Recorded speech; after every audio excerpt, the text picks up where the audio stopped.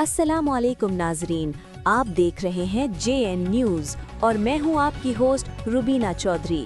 सबसे पहले नजर डालते हैं आज की अहम खबरों पर। खबर शामिल करते हैं शहर कराची से ब्यूरो चीफ अशरफ अली खोखर। पेशावर भिखारियों के खिलाफ डिस्ट्रिक्ट साउथ पुलिस का जामे मौसर क्रैकडाउन जारी है। रमजान मुबारक के दौरान अवामी मकामात पे पेशावर भिखारियों की बढ़ती हुई तादाद और शहरियों की जानब से मसूल होने वाली शिकायत के पेश नज़र अफसरान बाला की खसूसी हिदायत के तहत डिस्ट्रिक्ट साउथ पुलिस का भिखारियों के खिलाफ मुसलसल मौसर कार्रवाई का सिलसिला जारी है।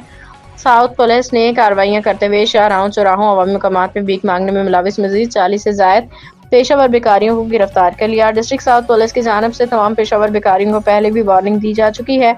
अब डिस्ट्रिक्ट साउथ पुलिस इन अफराद के खिलाफ बाज़ाब्ता मुकदमा दर्ज कर रही है ताकि जिला में अवामी नज़्म व ज़ब्त को यकीनी बनाया जा सके। डिस्ट्रिक्ट साउथ पुलिस की जानिब से अब तक 200 से जायद पेशावर भिखारियों को गिरफ्तार करके मुतल्लिका थानों में मुकदमा दर्ज किए जा चुके हैं।